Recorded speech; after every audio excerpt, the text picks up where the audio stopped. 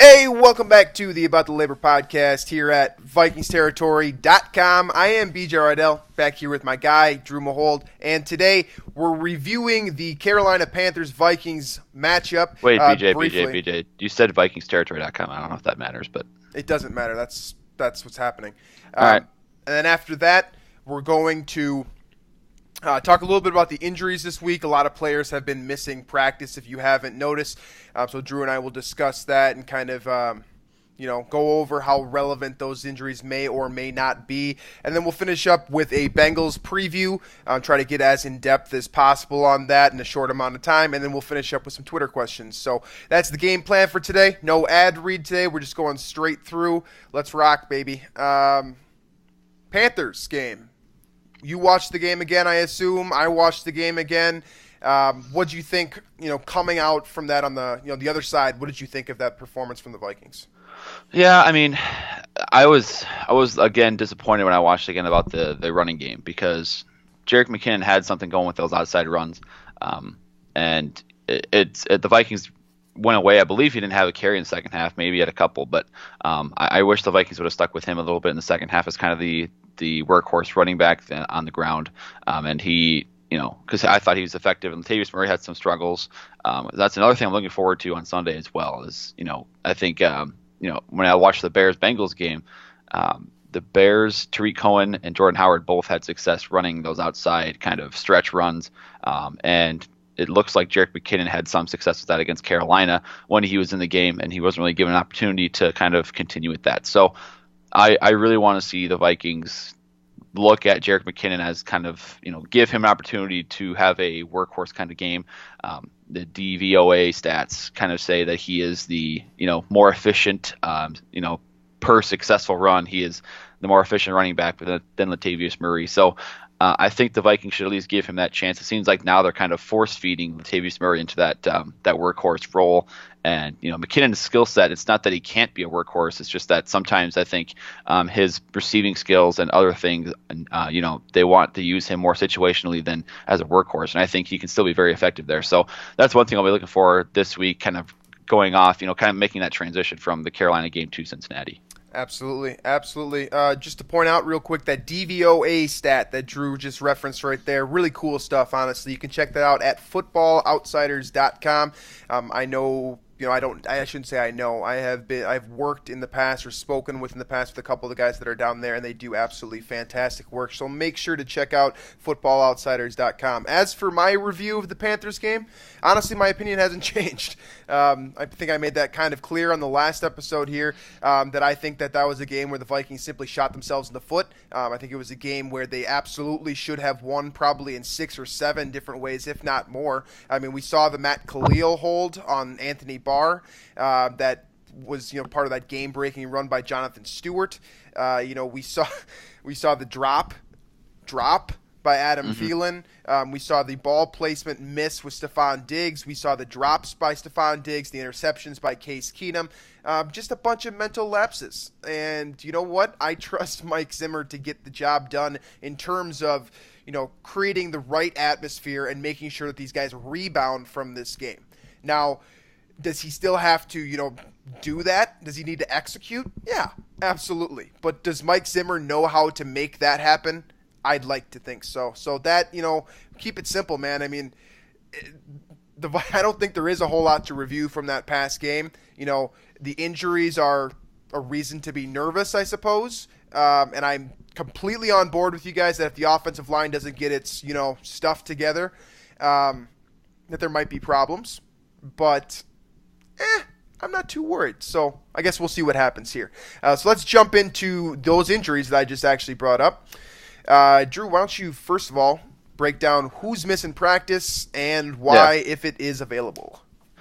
Yeah, it's we had a lot on the injury report. Both the Vikings and Bengals actually did on Wednesday. The Vikings, I think Riley Reef, his ankle injury does not appear to be ready to play this Sunday, but he did not practice Wednesday. Emmanuel Lemur, against his former team coming up this week, did not practice with a foot injury. Kyle Rudolph was apparently in a boot after the game Sunday against Carolina. He did not practice. And then also Mackenzie Alexander, Xavier Rhodes, and Blake Bell did not practice on Wednesday. Alexander with a rib injury, Xavier Rhodes hip, and Blake Bell shoulder. And then the following were limited. This is kind of a long list here, so I'm just going to kind of run through the names. But the following were limited at practice: Jeremiah Searles, Jerick McKinnon, Adam Thielen, Mike Remmers, Shamar Steffen, Linval Joseph, Pat Elflein, and David Morgan. Pat Elflein and Mike Remmers, according to Zimmer yesterday, I believe on KFan in an interview, he thinks both of those guys will be back after missing the Carolina game, and obviously Remmers missing several other games. So the clear issue here for me on this injury report is, the guys like Rhodes, Alexander Rudolph, and Reif missing practice. Those are obviously some key starters for Minnesota. And then for Cincinnati, they also have a couple of big names missing practice, particularly Vontez Burfict at linebacker. How do you pronounce that name one more time for me? It's the word perfect. Yeah. It's that with a B. Okay. So, Keep going. Yeah. And then Dre Kirkpatrick, another guy who Mike Zimmer kind of molded early on in his career as a defensive coordinator at Cincinnati. Jay Kirkpatrick. Both of those guys are out with concussions, or did not practice with concussions. And same with Joe Mixon, actually, a concussion as well. He did not practice. Their leading tailback.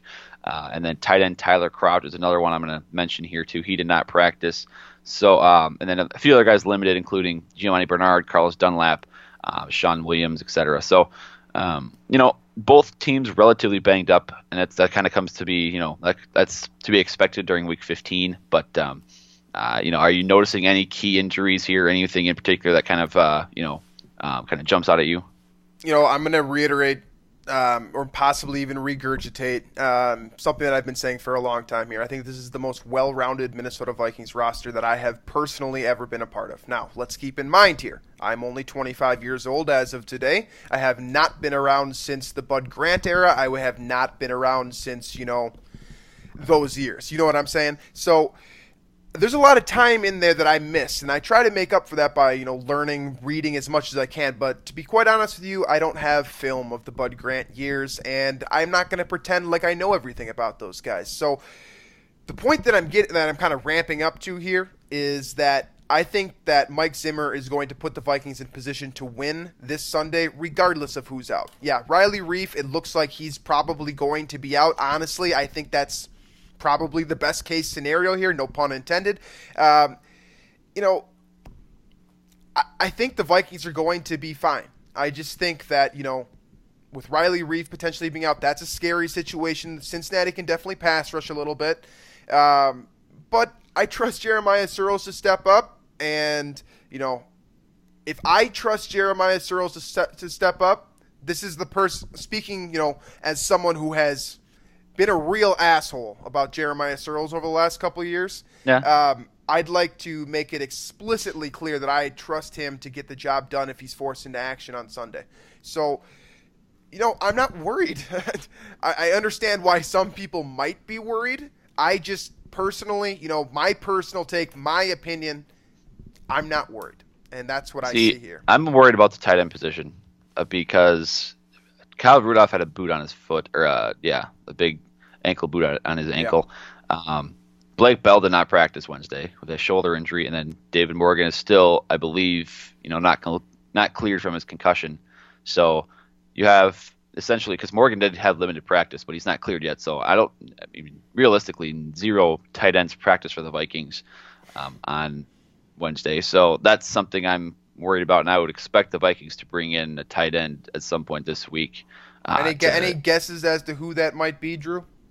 I don't have any right now. I mean, maybe Cal Carter bring him back for a game. I think that sounds practice good. Squad, or something like that. We liked what we saw from Kyle Carter during training camp for sure. I think that would definitely be a good pick. But the reason to be, I suppose, confident in the tight end position, despite the fact that Kyle Rudolph is reportedly in a boot, is because I trust Blake Bell. That's a guy who, for me, has worked. Yeah, he can definitely play a lot of positions. Played quarterback at Oklahoma. He has played tight end at a fairly high level, in my opinion, when given the opportunity. And you know what? This is another guy that I think that, Searles being one, Bell this week being another. I think that these guys were waiting for an opportunity, and, they've graciously in my opinion, will be graciously given an opportunity to prove themselves. And this is going to be a big moment for not just Searles, but also Blake Bell. I think he's a complete tight end. I've seen blocking downfield from him. I've seen blocking, inline blocking, I suppose. I've seen the ability to catch the ball. And you know what? He played quarterback in college, so you can obviously throw the ball a little bit too. Kind of play quarterback. Kind of, right? But my point being here is I think that ultimately you just got to trust these guys. Have a little bit of faith, because I think that Blake Bell is not necessarily the answer at tight end for the Vikings. I think long term that's Kyle Rudolph's job to lose. But I do think that Blake Bell will have an opportunity to shut everybody in his life up this week. All right. Yeah. I mean, I just, again, it's there's so many injuries on the tight end position right now that I expect someone to be brought in, but at the same time, like you said, these guys are waiting for their chance, and they've kind of been behind Kyle Rudolph now for a couple years at least for Morgan, and Blake Bell obviously the entire season. So that'll be something to watch on Sunday as well. And then with Cincinnati's injuries, I'm looking at, I can't imagine Burfict is cleared by one Sunday. more time for me. Can you pronounce that name one more time? Vontez Burfict. Perfect. Okay. All right, go ahead. Yeah, and then Drake Kirkpatrick too, another stud on that defense. Both those guys, both with concussions, I don't imagine will be cleared Sunday, so that'll be a big loss for that defense, which already kind of needs some help, outside of the front four there. So we can move on then to any, I guess, starting talking points you had for the Cincinnati Minnesota matchup here, Week 15, that I believe you'll be attending actually. Yeah, actually I will. I'm pretty excited about it, actually. It'll be my first Vikings game of the year. So, looking at this team, first and foremost, I believe this is a very dysfunctional team. I don't mean that in a negative way. I mean that because that's what I see and that's what I believe. I think that this team needs an overhaul. I think they are in a position this week to get absolutely smoked by the Vikings. Now, does that mean that they can't come in here and beat the Vikings if, I don't know, the Vikings don't execute or they don't work hard during practice this week or any other variables that we may or may not have seen this week could hold the Vikings back for sure. Are they capable of destroying this Bengals team? No doubt in my mind. You could see him put up, you could see him put up 40 points this week, honestly. And here's why. First and foremost, I believe that the Cincinnati Bengals roster has a ton of talent. Let's put it that. Let's start there first and foremost. I believe that Andy Dalton is a solid quarterback. I don't necessarily believe that he's an elite quarterback or even that he has the potential to be an elite quarterback. And honestly, I kind of hope he's hearing this so that maybe he pushes himself a little bit harder. But my point being with Andy Dalton is I think that he can get the job done when he's asked to, and he's got a couple of guys, honestly. He's got 3 running backs in his backfield who I personally believe are very talented. Gio Bernard out of North Carolina can catch the ball with the best of them. Jeremy Hill, we've seen him run downhill with the best of them. And then, of course, you got Joe Mixon, who is the ultimate rehabilitation prospect, at least from my perspective, being that we know what he did. He needs to keep his hands to himself. But this is also a guy that is a very complete running back. In my personal opinion, he was actually the number 1 running back in this last class. Dalvin Cook may ultimately prove me wrong, and as a Vikings fan, I hope he does. But that's what I saw, and heard from people watching his film and talking to people a lot smarter than I, that Joe Mixon is one hell of a running back. So, that said, I believe you have those 2 pieces, and you also can't forget about AJ Green, who apparently is soft. I don't think he's soft, but that's what Twitter tells me. He is one hell of a wide receiver. He gets the job done as well as anyone and as consistently as anyone. Xavier Rhodes will have, kind of the ultimate test, I would say. So you look at those 3 guys, Dalton, Mixon, and AJ Green. Those are your offensive pieces that you really need to worry about, in my opinion. Other than those 3, there are other talented guys here, but I'll kick it over to you. Am I missing anything with this Bengals offense? I mean, not really, honestly. They are rank-wise in comparison to the rest of the league. They're not good at all. Looking at their numbers here, they are dead last in total offense, actually, in terms of yards gained. And that splits up to be, let's see here, 26th in passing and 31st in rushing yards. And actually, rushing, Joe Mixon is the only Bengals player with a rushing touchdown this season, and he has 4 of them. So they do not punch the ball into the end zone very well on the ground. And straight up, I believe they're averaging 3.5 yards per carry all season, which kind of mirrors actually what the Vikings did a little bit last year as far as success on the ground. The Vikings hovered around 3 or just over 3 yards per carry for most of the season, and the Bengals are kind of flirting with that type of production right now. I think the real what gets this Bengals offense going is if they do get a couple of those long connections from Dalton to AJ Green, and then that can kind of open things up. So that's kind of how they at this point of the season, that's how they manipulate their offense, is just looking for that big play to A.J. Green, and then kind of seeing what they can piece together from the rest of the offense. And, their offensive line is kind of limiting them, I would say. I think Everson Griffin, Danielle Hunter, these guys have very favorable matchups this week. I'm not even going to try to pronounce this left tackle's name. Cedric Ogbuyi. Oboye. I've never known how to pronounce that one right either. He's allowed a lot of sacks this year, from what I understand. Which is strange, because this is a guy that, at least in my opinion, came out of college. He got injured in college. I believe it was Texas A&M that he went to, right? And he got hurt. He tore up his ACL, basically deciding to play when he really didn't need to. Oh, yeah, sure. And I believe that he has a ton of talent. I believe in, what he brings to the table. At the same time, maybe it's a work ethic thing with him. That's something I don't know. But I have to assume, when I look at the amount of talent that this guy clearly shows on tape, and again, I've read a lot of stuff, I've talked to a lot of people, once again, a lot smarter than me, that believe that this guy is going to be a great player in the league. So if he does show up this week, I'm not going to be shocked. But like Drew said, the numbers never lie. Right, yeah. I think the Panthers kind of, with Griffin, they really slid protection left quite a bit, and they kind of trusted the right side of the line to take care of Danielle Hunter, and then kind of had both the left guard and Khalil kind of chipping in with Everson Griffin, and he did get a sack on actually a face mask penalty, but I think Cincinnati will either do that with Clint Bowling at left guard. He was a guy that, I think the Vikings coveted a couple years ago in free agency. And I believe that was the season they ended up actually getting Alex Boone. And then on the right side of Cincinnati, a familiar face in Andre Smith. Ooh. Could be a revenge game for him, maybe.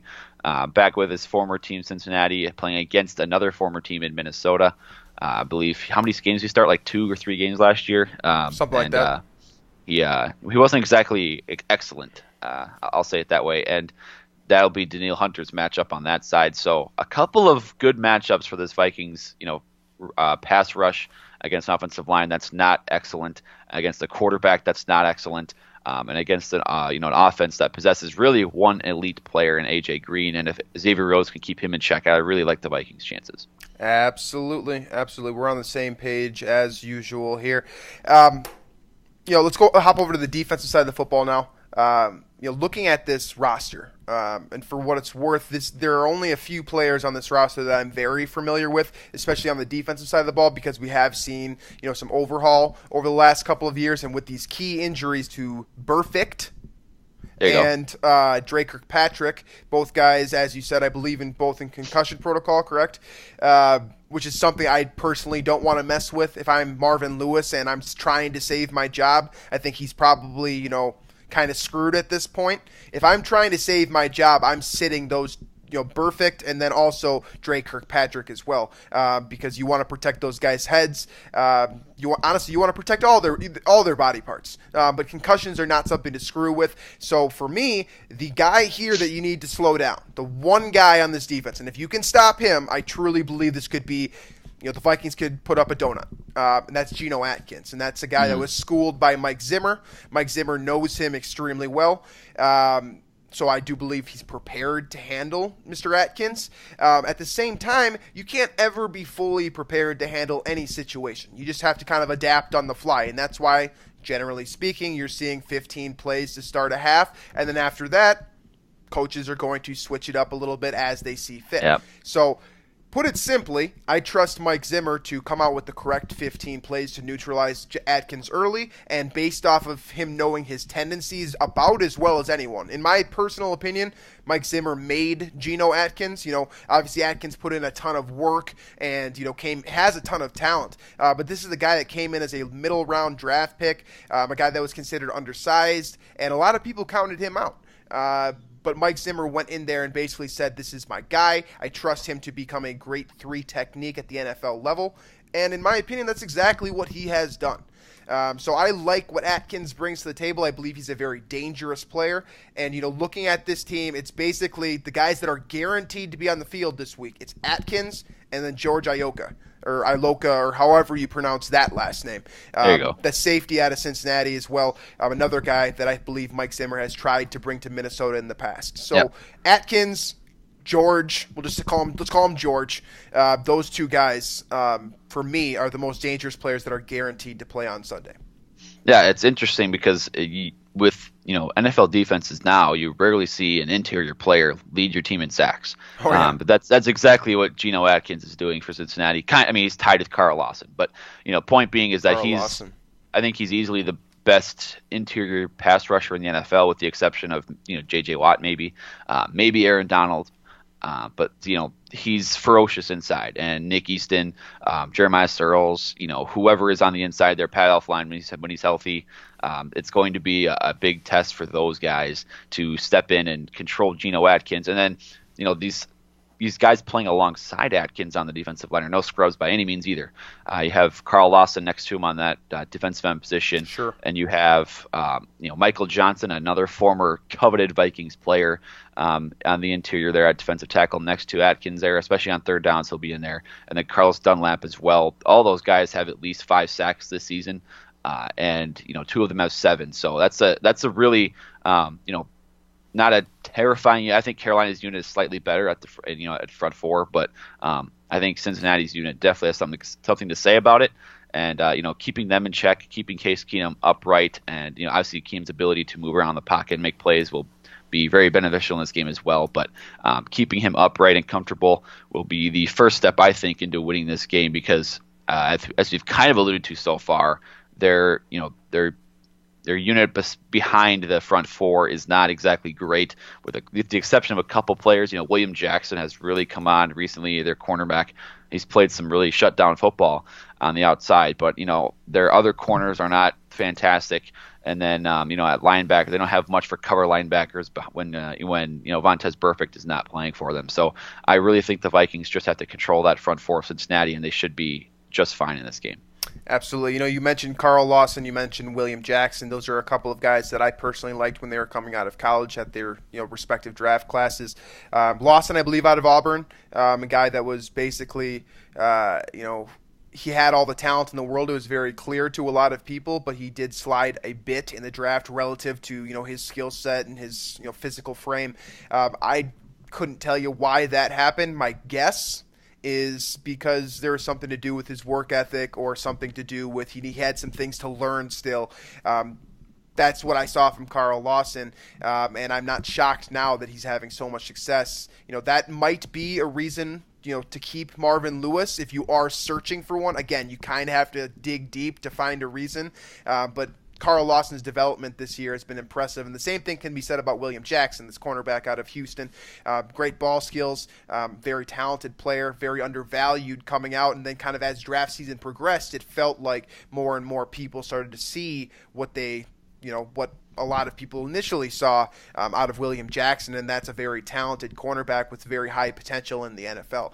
So you look at all of these pieces, and you also look at the fact that Marvin Lewis is probably fighting for his job over the next 3 weeks here. This could be a job that people really really want, and I wouldn't blame them. We mentioned all of these guys: Dalton, Mixon, Green, Atkins, Kirkpatrick, Iloka, George, whatever. Jackson. Lawson. I mean, think about all these players here. Lots of talent. A lot of talent on this roster for sure. So, in my opinion, this is going to be one of those jobs during the offseason. I think, you know what, I kind of have this feeling. This is an instinct. I have no basis for saying this. But I have a feeling that Marvin Lewis is going to step down at the end of this year. I think that his career is probably over. Again, I don't know if that's because of a lack of innovation or lack of talent or whatever it is. It's a mindset thing for Mr. Lewis, I believe, and I think that he has more important things that he feels like he needs to get done. When a franchise goes that long, with as much mediocrity as the Bengals have had, I mean, at some point you have to pull the plug and kind of regroup, because the Bengals have had so many talented rosters over the years, and I believe, do they even have a playoff win to show for it? In the last, I guess in Marvin Lewis's tenure, I believe they've made the playoffs several times. I think they're always one and done in the playoffs, and I think they've had rosters that are much better than that. So you don't want to peg all of that on Marvin Lewis, but I think this change of culture is probably needed for this unit, and maybe just straight up not necessarily hire an outside hire, because like you said, they clearly have talent. Maybe they just need to elevate the right guy, and maybe they should have done it 4 years ago. They should have done it. Mike Zimmer, or Jay Gruden, probably Mike Zimmer. I personally not a huge fan of Jay Gruden, but that, again, my opinion. Respect it, but you don't have to agree with it. And maybe there is a guy already in that, already with that team that could be of big help to the Cincinnati Bengals. I do think that they have so much talent, and I'm gonna reiterate this one more time. I think that if the Vikings don't show up on Sunday, now I do expect them to show up. I do believe that Mike Zimmer is going to have them prepped for this game, regardless of who's playing. But if they don't show up, this is definitely one of those kind of quote trap games, as people like to say. I think that the Bengals have enough talent, especially just Joe Mixon himself, honestly. You talked about that running game a little bit, Jeremy Hill and Gio Bernard as well. Those three guys alone, if you scheme correctly, if you call the correct plays at the right time, obviously a lot easier said than done, but if that happens, this is a dangerous Bengals team, and the Vikings need to be aware of that. They really, really, really need to be aware of that. But they're playing at US Bank Stadium. They have a loaded roster for sure. I mean, that's definitive at this point. At least in my opinion, it's definitive. So the Vikings can certainly win this game, and win this game by a lot. It's just a matter of, will they do it? We'll have to wait and see, and that's why it's an any given Sunday type of thing in this league. You just never really know. And so all right, from there, let's hop over into, do you want to do our picks for the week? Do you have anything? Yeah, we can probably do that. Let's see here. I'll pull that up. I had a question for you while we kind of start doing that. Is there any particular matchup this week on either side of the ball that you're kind of really looking at to kind of swing this game one way or the other? Is there anything that kind of pops out for you? Yeah, I have an answer ready for you, Drew. Xavier Rhodes and AJ Green. I don't think fair. Is that a shocker to anyone that I'm talking Not about? Really. Talking about a cornerback here. Yeah, I think that Xavier Rhodes versus AJ Green will quite possibly could define this matchup. Now, that isn't to say that if A.J. Green gets a couple catches here and there, possibly even catches a touchdown, that the Vikings are going to lose. This is more to say that I believe that A.J. Green has the talent, the potential, the ability, the capacity, whatever synonym you want to use, to take over a football game. Now, he has to get in sync with Andy Dalton because this is a team sport. We all know that. So in order for him to be great, he's got to have a quarterback throwing it to him that can get it to him. So to some degree, that's what makes Xavier Rhodes so dangerous, is that some quarterbacks are literally afraid of him. And again, I don't blame him. He's proven that he can catch the ball and take it for 6 if you throw it in the wrong spot. He's proven that he can break up passes at key moments. He's proven so many different things over the course of the last couple of years, and I think this is kind of the apex of his career right now. You're seeing him play at his very best. I wrote an article for Zone Coverage earlier this week, if you want to check it out, basically on why I personally believe that he is a shutdown cornerback in this league, and why I also personally believe that he's going to do a very nice job on A.J. Green this week. At the same time, that's a matchup that I'm for sure going to be watching throughout. I just think that that's a very dangerous player in A.J. Green, possibly the most dangerous player on this entire roster, period. But I think Xavier Rhodes might be equally as dangerous. For me, he's a Defensive Player of the Year candidate, and that's what I see. Yeah, I mean, I that's obviously a matchup I'm going to be, my eyes are going to be on for sure. That's just two superstar players going at it. And I think AJ Green has been susceptible to those kind of elite cornerbacks this season. You talk about Jalen Ramsey as one who really got into his head, and there's that big, there's some physical altercations to that one. But the matchup I'm looking at is the Minnesota offensive line against the Cincinnati defensive line, particularly against the run, because as I mentioned earlier, I thought the Vikings had some opportunities on outside runs against Carolina they did not take advantage of. And I think this offensive line, if they can get out in space, that's one way they can neutralize this unit, make them go, make them move a little bit. And if they can get out there and beat them, for example, these reach blocks that you have to execute on these stretch runs, the athleticism of Pat Elflein, of Nick Easton, Jeremiah Searles, etc. These guys, if they can get out and execute these reach blocks on these stretch runs and get Jerick McKinnon into space, and if Pat Shurmur calls these runs and includes them in the game plan, I think that's one way to neutralize these front four, get them a little bit tired, and then from there you can run screens, you can run 5 to 7 step drops, and be comfortable with Case Keenum in the pocket. So I think the Minnesota offensive line against this talented Cincinnati defensive line is the key matchup for me, because I think the winner of that one will have a really good chance at winning this ball game. Absolutely. So let's jump into those picks now. If you've got that pulled up. Yep. All right, let's do it. I got all the matchups here. The first one here, it's a Thursday night game. Denver Broncos at Indianapolis Colts. Who do you got in that one? Give me Denver. I believe they have the better defense. I'm concerned about the quarterback situation there, but I'm equally as concerned about the quarterback situation in Indianapolis. Give me the team with the better defensive roster. Yeah, I'm going to take the Broncos as well. The Colts are so bad. They're so bad. Does that hurt you? Does that hurt you personally? It does, because who knows where they would be right now if Andrew Luck. Who knows? The next one, Saturday night. Actually, there's 2 games on Saturday. This is throwing me off guard. I did not think that was happening until next week. But 2 games on Saturday. The first one is an NFC North matchup: Chicago Bears at Detroit Lions. Who do you got in that one? I'm going to take Detroit. I believe that Detroit is more complete right now. I also think that the Bears players have quit on John Fox. That's, again, my opinion. And I don't blame them. I think that at this point they probably want to try to get John Fox fired. I think that it should be Vic Fangio's job. And if I'm a player on that team, I don't advocate in favor of quitting. I just think it might be very difficult to play for John Fox when you don't believe in him. So give me Detroit. Yeah, I'm going to take Detroit too. I will say, though, that the Bears did beat up the Bengals pretty good last week at their place. So, who knows about that whole quitting thing, I guess, but I do believe that John Fox should be gone now, or 5 weeks ago. Or 2 years ago, maybe. Yeah, true.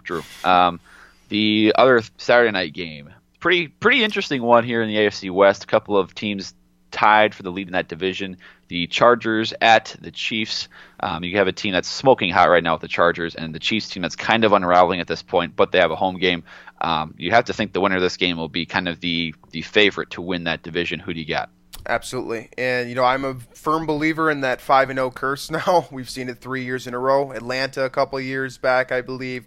The Vikings, our Vikings, last year. And then the Kansas City Chiefs, who, maybe they need a coaching change as well. I know Andy Reid is an innovator and a genius, but that's kind of, at the same time, the Vikings didn't let Mike Zimmer go. Maybe Andy Reid can take the offseason and learn a few things about himself as well. But I think San Diego is the favorite, LA is it's San Diego. Can we just admit that it's San Diego? Sure. It should be. It should be San Diego. Honestly, go back to San Diego. I think that this is a team that wants to kind of prove itself. They're competing in their market with the LA Rams. Obviously, the Rams are getting a whole lot more recognition, and kind of to a degree, rightfully so. But like you said, San Diego's got a loaded roster. I love Phillip Rivers. I think he's the ultimate competitor. Melvin Ingram, very talented. Joey Bosa, very talented. Casey Hayward, a guy I probably don't talk about enough. Very talented cornerback. They've got enough pieces there to get the job done against a equally loaded roster in Kansas City, in my opinion. So give me the Chargers this week. Yeah, I also have the Chargers. I just think they're the much better team on both sides now. I think their defense has really improved over the season, and the Chiefs' offense hasn't exactly shown a whole lot since that 5-0 start. Right. I'll take the Chargers, and we are 3 for 3 picking the same team, and I assume it'll stay that way with this fourth game, because the fourth game is the Cincinnati Bengals at the Minnesota Vikings. I think I know who you're picking, but I'll let you kind of tell us that. We already talked about kind of the reasoning behind here, so let's just knock out the score prediction here. I'm gonna say Vikings win this football game. I'll say 38-10. And I think that might sound a little bit crazy to some people, particularly Bengals fans, but once again, I believe this is a dysfunctional team. I believe this is a team that's not well coached right now. Again, just to reiterate it, I feel like I need to. I don't believe that Marvin Lewis is a bad person, a bad coach, any of those types of things. I just think that he's done. I think that he's done coaching. I think the Bengals know that as well, and I think that to a degree they are done also. Again, doesn't mean they're going to quit. I just think it's very difficult sometimes to keep going when you've got so many things in your face. So I'm going to take Minnesota by a landslide 28-point victory. Yeah, I'll take Minnesota as well. I believe they are actually 11-point favorites in this game, which is a lot for the Vikings. I don't think they've been favored by double digits. Well, they were for the Browns game in London, but then before that, it's been a long time since they were favored by double digits. I'll take the Vikings by 14, 27-13. I would pick them by more, but I Mike Zimmer and his team, it seems like they don't, it's not that they have a problem stepping on throats of other teams. It's just that I feel like they choose not to. They just, they play the clock more than they play the other team when they get ahead by, double digits. Right. So, I think the Vikings, they'll get ahead by a couple scores or something, and then they'll just kind of work the clock instead of working the opponent, and they'll win this game. That's how they built that winning streak. They got ahead by a couple scores, and then they just, they played the clock. You can talk about all those wins, especially after the bye week, Washington, the Rams, the Lions, all these games, they just work the clock when they get ahead. So I'll take the Vikings 27-13, and I actually feel, relatively good about this game, and I did not feel so great about it last week, but even with all the injuries, this opponent at home, it really should. If they lose this game, then they don't deserve a first round bye. They probably, then the NFC North title becomes, not as conclusive anymore, because I don't want to say it, and we're going to talk about it in the next game here, but Aaron Rodgers is healthy, and the Packers do have 3 games in a row here where they could make some noise in the playoffs. But the next game here, maybe before the Packers game, we'll get to Dolphins and the Bills. A couple of intriguing teams here because they both pull off some good wins last week. Miami with a shocking upset of New England. Who do you have in this one? New England. I had, say that one more time for me. I don't think I heard you. Miami, Buffalo. Oh, Miami, Buffalo. Miami beat New England. Yeah, that's my bad. I heard you wrong. I'm going to take Buffalo. I think Miami's very talented, but I also think Buffalo's talented. I like both of these teams here. Honestly, I'm one of the few Jay Cutler supporters out there. I actually think that he's a hell of a dude. Again, I don't know him personally. I'm trusting my instincts here. I think that this guy knows how to get it done. Same time, Buffalo, they're trying to figure things out there. They're sick of losing. Really, really sick of losing. I think that they're going to come out hard, and I think that they're going to get the W this week. Now, does that mean that they are a better team than Miami? No. I just think that Buffalo really, really, really will want to defeat their opponent this week. An interdivision matchup, I'm going to take Buffalo. Yeah, I'm taking Miami, and I think I'm kind of, recency bias is really kicking in here after that upset over New England. But I'll take the Dolphins, and that's the first game we disagree on here. That's the 5th matchup we've discussed, and it's the first one we disagree on. But I believe we'll disagree on this next one as well, because it is the Panthers with the Packers in Carolina. I am taking the Packers with Aaron Rodgers' return. I am staying on brand, and I believe his return will give this team a spark that they really need down the stretch here, and I think they'll really make a name for themselves in this playoff race. So I have the Packers getting the win at Carolina. What is your pick for this game? You want to just take a guess? I think I know what your answer is. I'm going with Carolina. I think that Carolina is the more complete football team. I think that's, again, I personally believe that's definitive. They proved that to me last week. Too. I think they're the more complete team, too, for what it's worth. Right, and I don't care about Aaron Rodgers. In fact, I had a discussion with some of my new colleagues at Zone Coverage earlier this week, and they were talking about how the possibility that Aaron Rodgers might actually be putting, not just this season in jeopardy, but possibly his career, or just his life in general, or whatever it is, by trying to force his way back in. And again, as a competitor, I get it. It makes sense. He wants to be back on the field. He realizes as well as anyone that this is a situation where if he's not out there, they're probably going to get throttled. I kind of believe Mike McCarthy's just going to he's going to see it. It's going to be like Sam Bradford. Remember when Sam Bradford went in Chicago? I think that Mike McCarthy is going to see him get hit, see the, the reaction, whether it's, his facial expression or getting angry for no reason, that kind of stuff that we've seen Aaron Rodgers do in the past. I think that he's not going to play this whole game. Again, I have zero basis for this. None. I just think that Mike McCarthy is smart enough. I don't believe he's a good coach, but I think he's smart enough to realize that his entire franchise, literally, his job, Green Bay, everything, is going to look at Aaron Rodgers and be like, you know what? I'm your boss. You sit on the bench this week because we need you in the future. So I'm going to take Carolina. Superman Cam. Yep. I mean, that was the team that I predicted to win the NFC South anyways, so let's go with Carolina. See, I kind of disagree with your rationale there, because I believe it was the NFL.com folks that said the Packers have a 84% chance of making the playoffs if they win out. And I think it doesn't really matter what your situation is, what your roster looks like. You play those odds just because you never really know when you can get hot, especially if Aaron Rodgers is your quarterback. So I'm taking the Packers because I think he will play the whole game. I think as long as he stays upright, he will be. There's obviously that chance of rust, but I think this Packers team will need to get that spark. And again, if they do win this game, it might be up to the Vikings Week 16 to keep them out of the playoffs at Lambeau, because I imagine they would beat Detroit at home at Week 17. I don't know. I just think this Packers team it's dangerous. I mean, it's dangerous. I'll say that. And no, I'm not going to override your opinion on that. If Aaron Rodgers is in the game as a wild card, yes, they can definitely go anywhere and win. And then if Rodgers is playing, Rodgers is playing, well, they're not making the playoffs if he's not playing. So the next matchup here, Ravens and Browns. Do we really have to discuss this one or not? I'm going Cleveland. I'm going to take Cleveland. We do have to discuss this one. Okay, so here's why I'm taking Cleveland. Right, they're at home, by the way. Browns are at home. I'm going to take Cleveland, and I'm going to give you the kind of the short version of why I think that. First of all, we've been talking on this show for a couple months now how Baltimore probably I guess dynasty, if you want to call it that. Obviously, they haven't won a ton of championships, but you know what I mean by dynasty.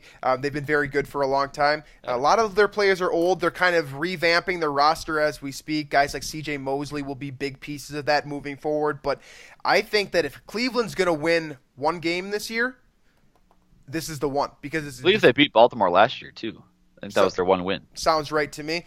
Cleveland is a team that, in my opinion, has a ton of talent. A ton of it, like loaded. I love Danny Shelton.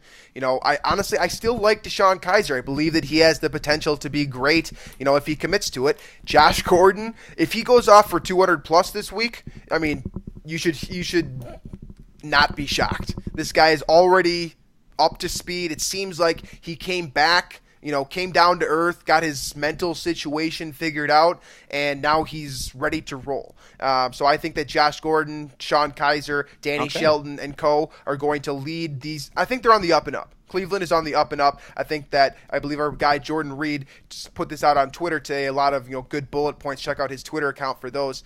Basically explaining how Cleveland is in a great position, with their new general manager and kind of some new things in that franchise to begin finally getting this team ready to contend. And I think this starts with a victory over Baltimore this week. Okay, yeah, I'm taking Baltimore just because the Browns are 0-13. I feel like the odds are in my favor. That's really the only they are rationale I have, because I don't like the Ravens at all. I don't think they're any good, and I don't know how they're 7-6. And I think Joe Flacco is having one of the most inefficient seasons of a starting quarterback in recent memory. Looking at his yards per attempt and things like that, but I'll take the Ravens just because picking the 0-13 team doesn't seem logical. But I will say that I predicted the 49ers' first win a few weeks back. I'm going to toot my own horn on that one. So it's not that it's out of the realm of possibilities for you. You do that. Texans and Jaguars at Jacksonville this week. The Jags, I believe, are looking to not quite lock up a playoff spot or lock up the division, but they can really take a ginormous step forward in doing so, which sounds weird. The Jacksonville Jaguars are a playoff team. Who do you got? Jacksonville, no doubt. This defense is loaded. This you mentioned, against Tom Savage should be fun.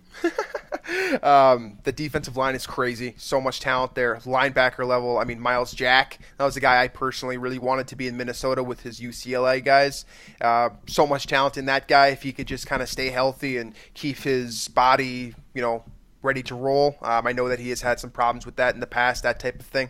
And then Jalen Ramsey. I mean, man, if Xavier Rhodes isn't the best cornerback in the league, I would probably tab Jalen Ramsey right now. One of those, him, Patrick Peterson, one of those guys. But Ramsey, man, that's a kid that can. I want to say this real quick. I've mentioned this before, but I'm going to start calling players that are younger than me kids and young men or whatever it is. Yeah. And that's strictly because I'm older than you guys now. So, sorry, if you're listening to this, Jalen, you're a good kid. Keep working your tail off, and I believe that you have the potential to be a great quarterback. So this all comes down to Blake Bortles. And I think that's a guy who has had a positive attitude despite, all the interceptions, all of the miscues, all of the hate, all of that stuff. I believe in Blake Bortles for this week. He's got to prove it. He's got to prove it to me this week. But I'm going to take Jacksonville. Yeah, that's kind of something I need to probably look into is actually how well or how not well Blake Bortles is playing this year because his team is winning a lot of games. And right. I think people are kind of pegging it on the defense. But, who knows? Maybe Blake Bortles is improving a lot and he's just not being noticed. They're throwing the ball more now than they were in the beginning of the season. That might be an indicator. I'm taking Jacksonville in this game. Because, all of the reasons you stated, this team is actually very talented, and it's finally coming to fruition here for this franchise, which is good to see because I think they're due for that. The next game here, this is another one I don't think we need to talk about, but I'll open it up to you anyway. The Jets at the Saints in New Orleans. Who do you got? I'm taking New Orleans for the same reason that I think that you were kind of alluding to with that comment. New Orleans is rolling. I mean, home too. At home, yeah. And Drew Brees, I still believe, is one of the few remaining older elite quarterbacks in this league. I trust him unconditionally. And Alvin Kamara. I mean, if you're not going to give the Offensive Rookie of the Year award to a guy like Deshaun Watson or possibly even Dalvin Cook, who have obviously smaller sample sizes but were extremely efficient when they had the rock, you got to give it to a guy like Kamara. Kamara has been phenomenal. Season started relatively slow, but once Adrian Peterson was traded to Arizona, he started getting more touches. Mark Ingram has came on strong, and those two complement each other very well, in my opinion. So those are very dangerous players. And you got Michael Thomas on the outside, ton of talent on that defense. Marcus Lattimore, again, another very very talented cornerback that, if he continues to be as consistent as he has been in his rookie year, he'll be right up there in the elite cornerback conversation, in my opinion, as well. So you look at all these guys on the Saints roster, I think it's very hard to not pick them to beat Todd Bowles and the Jets this week. Yeah, I have the Saints, and it's pretty. I simply just because when they're at home, I think they're basically unbeatable. So moving on to this next one here, the Eagles at the Giants. Eagles now without Carson Wentz. Nick Foles will be in there. The Giants at home with Eli Manning back in there. Do they have a chance to pull off this upset being, now that the Eagles are without Carson Wentz? Yeah, you look at what you just said right there. The Giants we knew this ahead of the season. It hasn't really panned out for them all that well. But the Giants are a very loaded team. They've got a ton of talent there. That's another job that, it seems like Steve Spagnuolo is kind of auditioning for that head coaching gig, and maybe he's the right guy. I think that, their upper management, particularly John Mara, it does a hell of a job, prepping this team. But right now, they've got to get some things in place. So I'm going to go with Philadelphia, kind of against my better judgment, possibly. I do think this is one of the tougher picks for me this week because I think this one could go either way. It's a divisional matchup. I'm going to take Philly because I think that Nick Foles is going to come out there and try to shut everyone up. It's probably trying to shut me up maybe because, he's got talent. He's shown it flashes of it. He knows that he needs to step up with Carson Wentz going down. I think it's a situation for him where, if he wants to continue his NFL career, he needs to step up this week, and he's got to do it right now, right now. So I'm going to take Philadelphia. I'm going to trust Nick Foles. Yeah, I'm going to pull the trigger on this upset. I'm taking the Giants, and most of that is because I really want them to win this game, and it would help the Vikings quite a bit. But, I do think there's a legitimate case for it. Again, the Giants are now, they're playing with a new head coach, Ben McAdoo's gone. There's always that spark of teams that, when they get rid of a coach, there's something that changes in the locker room, the culture, and it kind of, for a small moment of time, they really do pick up their play. So I'll take the Giants, probably, again, against probably the more objectively correct pick. But, I'll go for it. I'll take the shot. The next game here, Arizona at Washington. Who do you got in that one? At Philadelphia, New York game might not be the most challenging pick. It might be this game. Adrian Peterson is out for Arizona. I saw that earlier this week. I believe it's his neck, right? Something like that. I think so. I don't really care about him anymore, but yeah.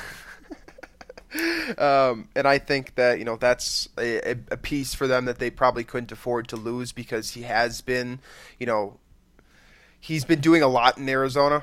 Basically, he's given a ton of touches, and maybe that's because he's, it would be very Adrian Peterson of him to demand a lot of touches, but at the same time, he is doing something with those touches in Arizona. So with him out, I think that you got to go the latter here. You're going Washington? I'm going to go with Washington. Washington's going to be my pick. All right, I'm also going Washington this week, and again, this is just simply me picking the home team, because I don't really care about either one of these teams. So I'll take Washington in that one. The next game is actually of much importance and significance to the Vikings. It is the Rams at the Seahawks. You have another NFC West clash here that in Seattle. At Seahawks at home did beat down the Eagles a couple weeks ago.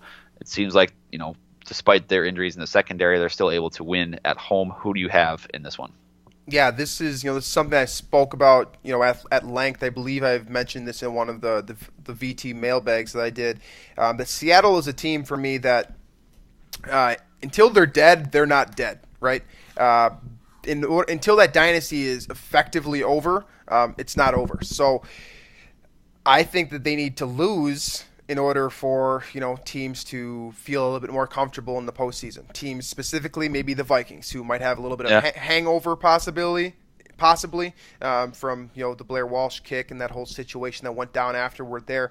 So I'm going to take LA, the one LA team, the Rams, and that's for one because I believe they're extremely talented, and two, no basis for this, just stuff that I've been, perusing as of late.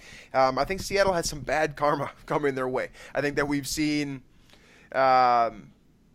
reasoning to suggest that might be a possibility if you are someone who believes in karma. I personally do.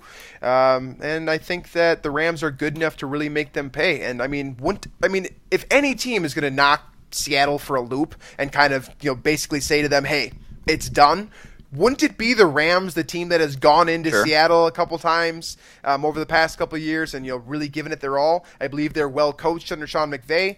Give me the Rams. I am going to take the Seahawks at home because I think while Jared Goff has been very good this year and that offense has been really humming, I think the one because you were saying the one team that could knock down the Seahawks this year would be the Rams. I would say the one team that could knock down this offense outside of Minnesota at their place would be Seattle at their place.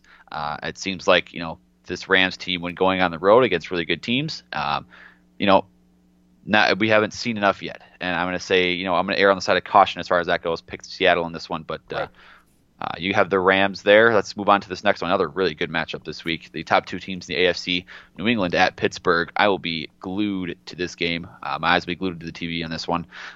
We just saw New England get upset by Miami, which I'm sure does not sit well with Bill Belichick, Tom Brady, and company. Who do you have in this one now? Because New England is the number 2 seed now, with Pittsburgh the number 1 seed in the AFC. Does that change this week? Well, my Super Bowl pick at the very beginning of the year was the Pittsburgh Steelers, and I'm ready to change that. I think it's going to be the Minnesota Vikings. Honestly, objectively, I believe that, but I do think it's going to be Pittsburgh that they'll meet in the Super Bowl, and I think that starts this week.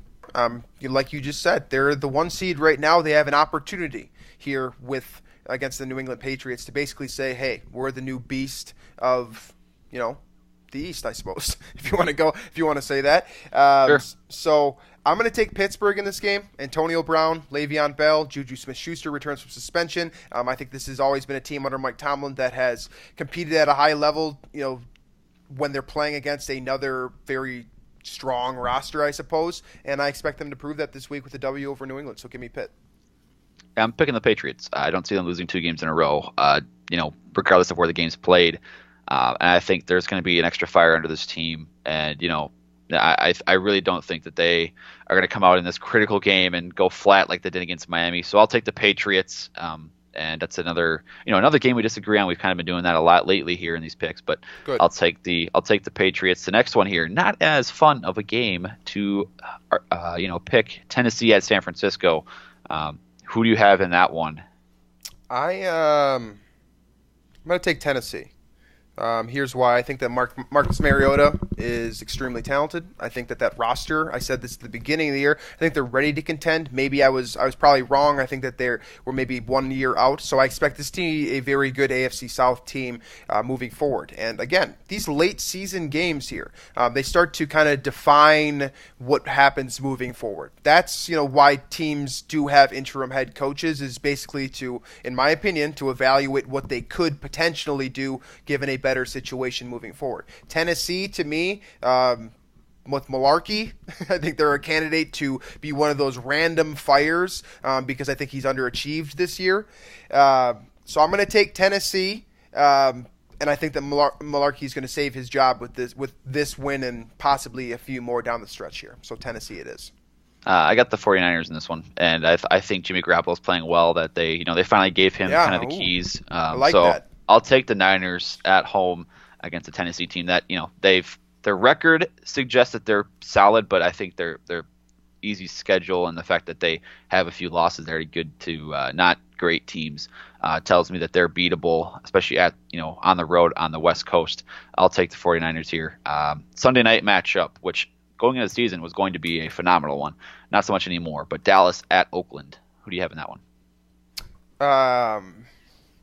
Give me Oakland. I'm going to take Oakland on this one.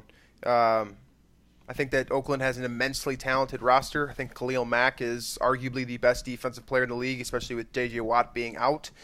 Derek Carr, that guy can burn. I mean, Amari Cooper, Michael Crabtree, Cordero Patterson out there. Maybe he'll get a kick return touchdown, a spark or something like that.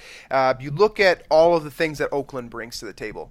Just so much talent. It just really hasn't been tapped into fully yet. So I think that this is a team that eventually is going to figure it out with that offensive line with so many great surrounding pieces. I think that Derek Carr can lead this team well beyond where he has led them thus far. So give me the Oakland Raiders. Yeah, I got Oakland too. And again, this is one of those where I don't really care about the matchup too much. So I'm picking the home team, but I think Oakland is more capable of playing. I think their highest level is much higher than Dallas's highest level right now. Absolutely. So I'll take the Raiders. Monday night game, last one of the week. Atlanta, Tampa Bay, in Tampa Bay. Who do you got? I'm going to take Atlanta. Atlanta's trying to probably save their season to a degree here. Not to say that they, aren't already in a position to make the postseason, but with New Orleans and Carolina also playing well, Tampa Bay, their division rival, not playing well as of late at least. Give me the Atlanta Falcons here. Yeah, I'll take the Falcons too. And I think, I think they're probably one of the most dangerous teams left in the NFC outside of, Minnesota. Dan Quinn. Now with the Eagles or with Carson Wentz going down, I think the Falcons might be one of the top 2 dangerous teams in the NFC. So I'll take the Falcons here, and now I'll kind of summarize last week because last week I went 9-7, you went 8-8. So for the season now, you are 126-82. I am 135-73, so a 9-game difference there with 3 weeks to go. You got some groundwork to make up there, BJ. That starts this week, I believe. Feeling pretty confident in my picks here. So I believe that wraps up the show. I don't think we had any, Twitter. We did have a couple. I'll go back to. We had one. Let's see. We actually got these a couple days ago. We got one from, let's see here, from Eric. That is at Godlike 0814. This is a couple days ago. He said, "Hey fellas, what do you think the chances are of this upcoming Bengals game having the same outcome as the Colts game last year?"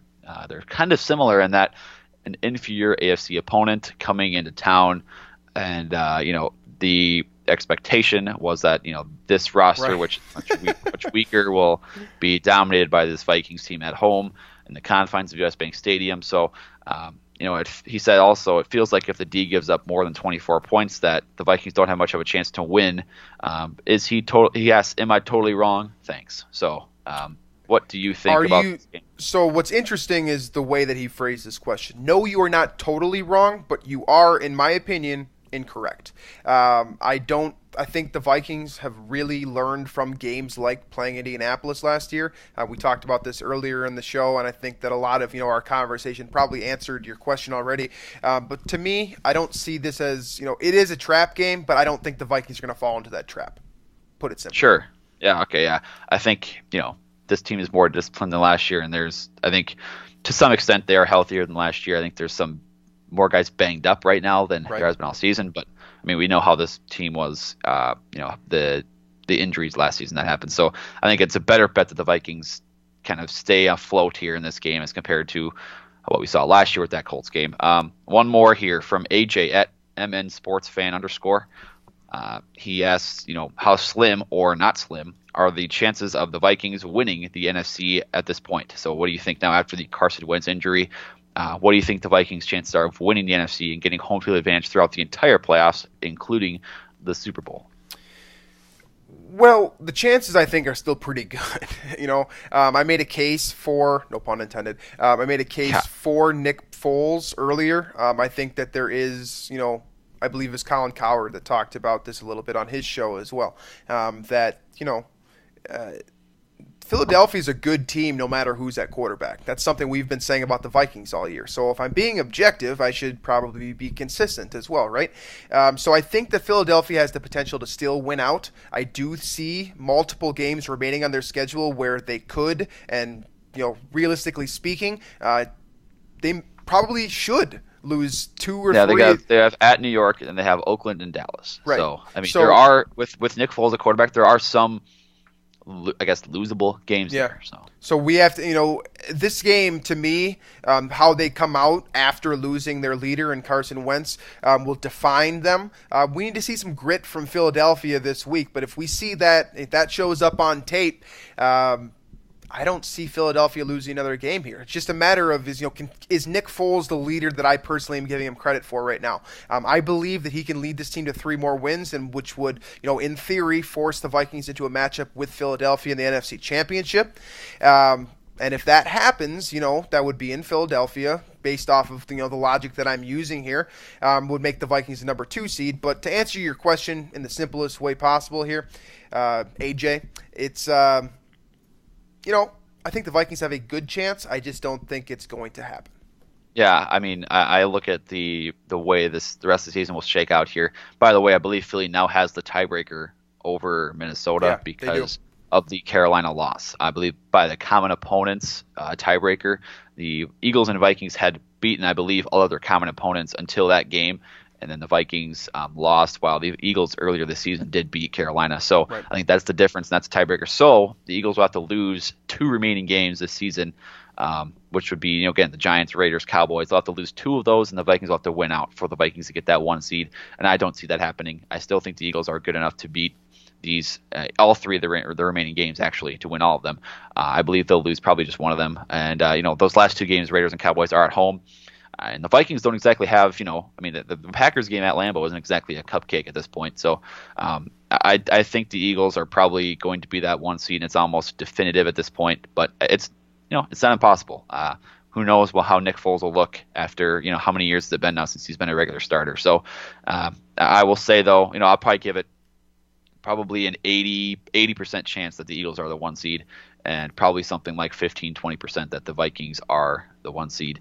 Otherwise, that is the last question we had for the show. So unless you had any closing remarks, I'll add that we had to shift our schedule around this week due to some my finals schedule and my everything on my plate this week. So we shifted things to make combine kind of our Wednesday and Friday show. So we apologize for anything any inconveniences for you guys as far as that goes. We appreciate you listening.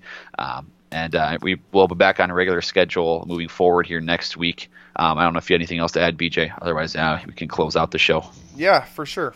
As always, we're on iTunes, Stitcher, YouTube, CastBox. Remember CastBox? That seems like CastBox is on the up and up. So maybe check us out there. And then obviously Podbean, Vikings ATL Podcast.com, VikingsTerritory.com, ZoneCoverage.com. Myself on Twitter, Robert Reidell, Reidell. Drew Mahowald, the other guy in the show, DREWMAHOWALD. You can find the show itself on Twitter as well, Vikings ATL Pod. Make sure you do all that stuff. I think we're getting better every single day. Again, I've said this a couple times before, but I'm very happy with the product that we have now. I think we're ready to take a big step forward here. So make sure to hit the subscribe button, hit that like button on YouTube if you haven't done so already. Like I've said before, that really helps us out. It gives us an opportunity for more people to see us, that type of thing. So we appreciate all the likes, that crap, whatever. It's not necessarily like something that we really care about, but those are things that help us. And if you like the show, it helps bump us up. So thank you everyone for tuning in and being a part of the journey to date. And there's a lot more still to come. Here are the show notes for our YouTube viewers. I'd like to throw this up here. This is the show notes for episode 144 of the About the Labor podcast. Shout out to Mackenzie Alexander. But yeah, that wraps up the show. I believe we've said all we need to say here. A little bit of a longer episode, as Drew said, the scheduling stuff. We had a few things, both of us, come up this week here where we needed to handle that and weren't, I guess, as timely as we tried to be. But yeah, thanks for tuning in. Thanks for bearing with us. Follow us on all the places that I mentioned before, and we will catch you guys after the Cincinnati Bengals loss to the Minnesota Vikings at US Bank Stadium. Thanks, folks.